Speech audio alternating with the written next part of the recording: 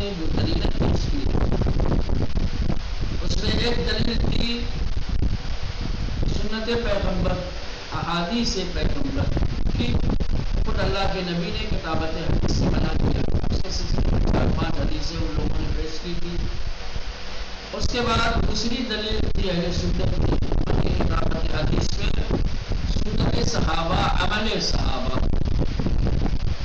یہ اصحاب پیغمبر نے بعد پیغمبر کتابت احادیث سے اعراض کیا، کتابت حدیث سے منع کیا۔ اگر کسی کے پاس کچھ لکھا ہوا تھا بھی تو اسے محو کر دیا، مٹا دیا، اسے جلا دیا، حدیث بن گیا۔ آج بات پہنچی ہے یہاں تک ابراہیم تمیمی دربارہ ابن مسعود کے اصل مخالفان کتاب نے گفتے اس یہ ابراہیم تمیمی مؤلف ہیں، محدث ہیں، کیا ہے یہ کہتے ہیں ابن مسعود کے سلسلے میں نبی کریم کے صحابی ہیں ابن مسعود، جلیل القدر صحابی ہے، بزرگ صحابہ میں ان کا نام آتا ہے۔ یہ بھی کتابت حدیث کے مخالفین میں سے ہیں، یہ بھی کتابت حدیث کے موافق نہیں تھے کہ کتابت حدیث منع ہے۔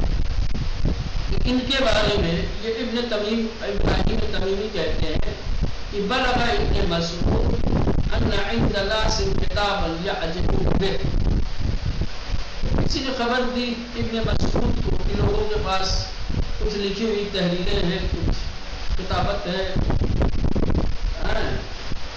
لوگ جو ہے تعجب میں ہیں اس کتابت کو لے کر کے، اس تحریر کو لے کر کے۔ فلم يزل معهم حتى اتوه به فمحا، اصل ابن مسعود نے اس تحریر کو منگایا اور پھر اسے جلا دیا۔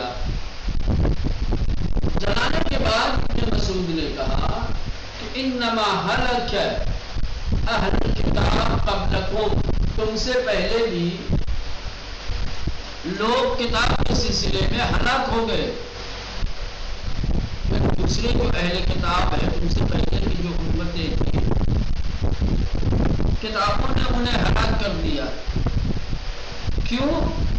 انہم اقبلوا علی کتب علمائہم، کیونکہ جو دوسرے صاحبان کتاب تھے ان لوگوں نے اپنی امت کے علماء کی کتابوں کی طرف رخ کیا، وترکوا کتاب ربہم، اور اپنے رب کی کتاب کو چھوڑ دیا۔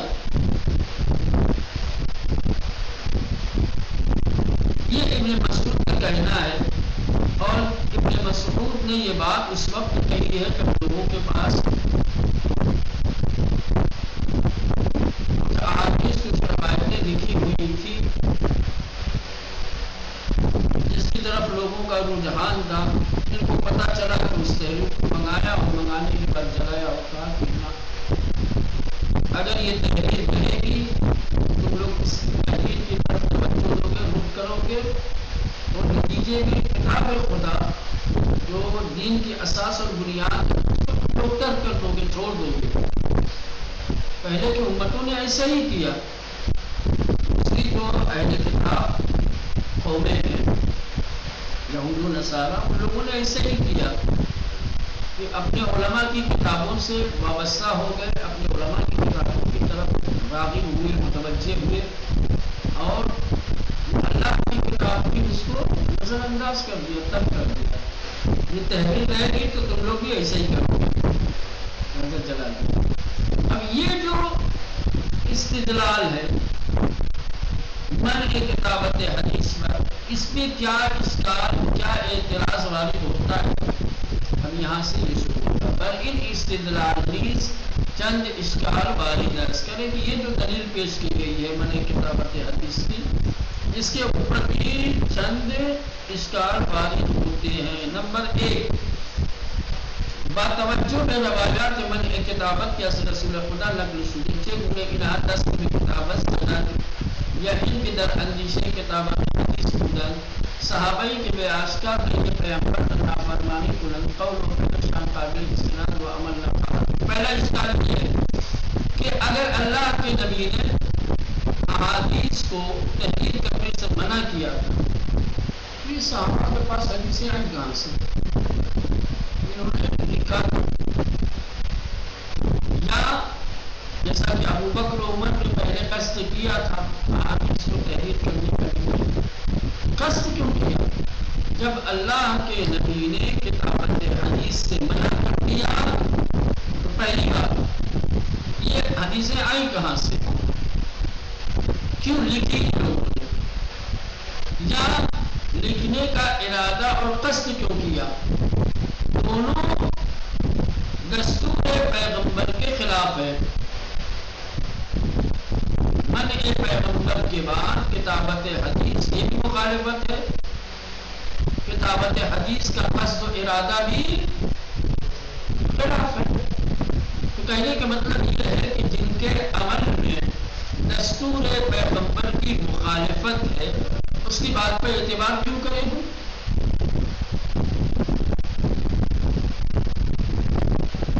کہنے کا مطلب یہ ہے دستور پیغمبر اہمیت رکھتا ہے، تمہارا دستور تمہاری بات میں یہ پہلے تمہارے اوپر اشکال ہے۔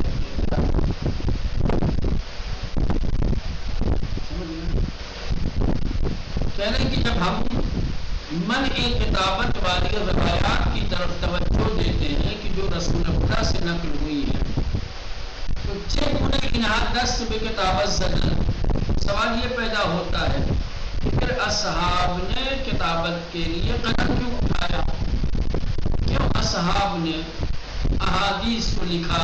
یا ان کی در اندیش کتابت حدیث بوجھنی، یا یہ کہ کیسے ان کے فکروں میں ان کے خیال میں حدیث کی کتابت کا تصور پیدا ہوا؟ منع کتابت اگر نبی کریم کی طرف سے صادر ہوا تھا، اللہ کے نبی نے اگر کتابت حدیث سے منع کیا تھا تو اصحاب نے حدیث کو لکھا یا لکھنے کا قصد اور ارادہ کیوں کیا؟ صحابی کے بے آشکار کہیے پیغمبر نافرمانی کنن، کہنے کہ جن صحابہ نے واضح طور پر اللہ کے نبی کے فرمان کی مخالفت کی ہے، صحابی کے بے آشکار ان صحابہ نے جنہوں نے اللہ نہیں یہ پیغمبر نافرمانی کنن، اللہ کے نبی کی نہیں کی نافرمانی کی ہے، قول و فعل شان قابل استناد و عمل نہ خواہد ہو، ان کا قول ان کا فعل قابل استناد اور قابل عمل نہیں ہو سکتا، اس کی دلیل نہیں بنا سکتے اور نہیں اسے حجت مان سکتے۔ یہ پہلا رشتہ۔ دوسرا بات توجہ بے روایات مانع و مجوز قول صحابی مدلل، تعارض تھا نا، ایک طرف قول پیغمبر تھا، اب یہ دوسری طرف کیا ہے؟ قول صحابی ہے۔ قول پیغمبر کے مقابلے میں قول صحابی کوئی اوقات نہیں ہے۔ ایک طرف تم منع حدیث کی دلیل کے طور پہ احادیث پیغمبر لاتے اور پھر صحابہ کا بھی قول لاتے ہو، اللہ کے نبی سے جو روایتیں نقل ہوئی وہ دو طریقے کی تھی، تم نے منع والی بھی روایتیں اور ہم نے اس کے مقابلے میں جواز والی روایتیں پیش کی تھی، تو ٹکراؤ پیدا ہوا تھا اسی میں۔ تو تم نے جو ہے منع والی دلیلوں کو پکڑا تھا، منع والی دلیلوں کو یا منع والی روایتوں کو کیا کیا تھا؟ ترجیح دی تھی۔ تو اب سوال یہ ہے کہ ایک طرف اللہ کے نبی نے کتابت حدیث کی اجازت دی اور منع بھی کیا، ہم تو منع کے قائل نہیں ہیں، منع کے قائل آپ ہیں، تو ہمارا تو صرف جواز رہ جاتا ہے۔ اس کے مقابلے میں تم قول صحابہ لاتے ہو کہ صحابہ نے بھی منع کیا ہے، تو قول پیغمبر کے مقابلے میں قول صحابہ کی کوئی حیثیت نبی کریم کے قول کے مقابلے میں صحابہ کے قول کو پیش کر کے کتابت حدیث کو منع کیوں قرار دیتے ہو؟ اللہ کے نبی کا قول بڑا ہے یا صحابہ کا قول بڑا ہے؟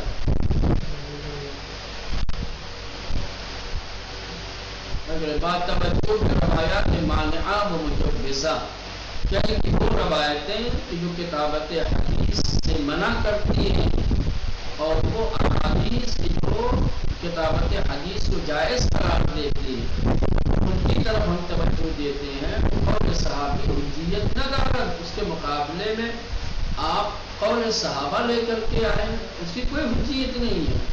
در صورتی میں سخن صحابی بر فرض حجیت رجوع نسبت قرآن و سنت درمیان نہ باشد۔ قول صحابہ جب اس وقت قرار پائے گا جب اس کے مقابلے میں قرآن یا سنت پیغمبر نہ ہو۔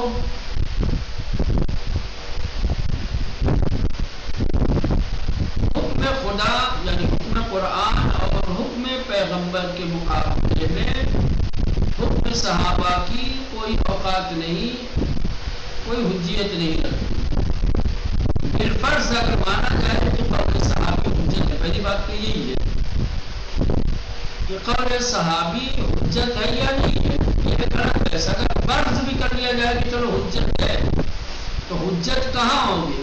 قرآن اور نبی کے قول کے مقابلے میں۔ قول صحابی وہاں حجت ہوگا جہاں دستور الہی نہ ہو یا دستور پیغمبر نہ ہو۔ یہاں تو ہے کہ اس مقام پر، اس منزل پر قول صحابہ کی کوئی حجیت نہیں ہے۔ کئی کہتے ہیں در صورتی کے سخن صحابی، کریں کہ کسی صحابی کی بات، کسی صحابی کا قول پر فرض حجیت اگر فرض کر لیا جائے، مان لیا جائے کہ حجت ہے۔ اول تو مثلا یہ ایک بحث ہے کہ قول صحابی حجت ہے یا نہیں ہے، تو حجت نہیں مانتے لیکن فرض کر لو چلو حجت ہے۔ قول صحابی کو اگر حجت مان لیا جائے تب بھی قول صحابی رجوع بھی شود کہ قرآن و سنت کے درمیان نہ باشد۔ اس وقت قول صحابی کی طرف رجوع کیا جائے گا کہ جب درمیان میں قرآن یا نبی کریم کی سنت نہ ہو۔ اللہ جہاں دستور الہی ہو، دستور قرآن ہو یا دستور پیغمبر ہو، اس کے مقابلے میں اس کے ہوتے ہوئے قول صحابی کی طرف رجوع نہیں کیا جا سکتا۔ باوجود روایات نقل شدہ از پیغمبر جائی برائے اعتبار ان مستحب کردارحانی اللہ کے نبی کی جانب سے روایتیں نقل ہوئی، ان روایتوں کے موجود ہوتے ہوئے کیا ہے صحابہ کے اقوال اور ان کے کردار کی کوئی اہمیت نہیں ہے، اس کا کوئی اعتبار نہیں ہے۔ یہ دوسری دلیل ہو گئی رد میں، ٹھیک ہمارے صحابہ کی رد میں۔ دوسرا اس کا، یہ تیسرا اس کا، اگر بے پذیرین کی قول صحابی حجیت دارد چرا آنرا بے برہی خاص از زمان مختص کنی۔ یہ بالکل وہی جو وہاں پر مرد حدیث والی روایتیں نقل کی تھی، اشکال کیا تھا، وہی اشکال یہاں بھی ہے۔ چلو ہم مان لیتے ہیں کہ قول صحابی حجت ہے، تو اگر قول صحابی حجت ہے تو کیا اس کی حجیت ایک خاص وقت کے لیے ہے، معین وقت کے لیے ہے کہ کچھ دنوں تک اس پر عمل کیا جائے اور پھر اس کو چھوڑ دیا؟ فرض کر لو صحابہ نے منع کیا، صحابہ کی بات ماننا ضروری ہے، یا صحابہ نے کہا تھا کہ 20 سال ماننا اس کے بعد مت ماننا، 20 سال تک صحابی کے قول پہ عمل ہوگا اور اس کے بعد صحابی کے قول کا کوئی اعتبار نہیں رہے گا، یہ ختم ہو جاتی ہے کیا؟ ایسی تو کوئی بات ہے نہیں، کسی صحابی نے یہ تو کہا نہیں ہے کہ اپنے قول کو محدود کیا ہو کسی خاص وقت کے لیے، خاص زمانے کے لیے۔ ہاں اگر ایسا ہوتا تو ظاہر اس کی بات تو صحیح کہا، لیکن اگر بلا قید و شرط کسی صحابی نے کتابت حدیث سے منع کیا ہے تو کیوں آپ دستور صحابی کو، منع صحابی کو خاص مدت میں محدود کرتے ہیں؟ اس کا جواب 40-50 سال تک اور صحابی پر عمل ہوتا رہا، لوگ کتابت حدیث سے دور رہے، اور اس کے بعد پھر لکھنا شروع کر دی. تو اب یہ جو لکھنا شروع کر رہے ہیں یہ قول صحابی کی مخالفت ہے کہ نہیں ہے؟ کیوں مخالفت؟ اگر بے پذیری، اگر ہم قبول کر لیں کہ قول صحابی حجیت دار، قول صحابی حجت ہے، ٹھیک، اس کو ماننا، اس پر عمل کرنا ضروری ہے، تو چرا آنرا بے برہی خاص الزمان متصقلی. تو سوال یہ ہے کہ قول صحابی کو کیوں آتے خاص اور معین وقت کے لیے، زمانے کے لیے محدود کیا جائے؟ کہا جائے کہ قول صحابی بس یہ فلاں وقت تک حجیت رکھتا ہے، اسی وقت تک اس پر عمل ہوگا. چرا فقط دفتر کے اوپر ہندی کتابت ممنوع باشد. کیوں آخر سے پہلی صدی میں ہی کتابت حدیث ممنوع ہو؟ کیوں آخر سے 100 سال تک ہی قول صحابی کو حجت مان کر اس پر عمل کیا جائے؟ واپس اذہان کو باب جائز گردن، اور پھر 1 صدی کے بعد وہی عمل جو جائز نہیں تھا وہ جائز اور مباح ہو جائے گا. یہ چیز حلال ہے، حلال ہے ہمیشہ کے لیے، جو چیز حرام ہے وہ حرام ہے، مگر یہ کہ دلیل خاص ہو.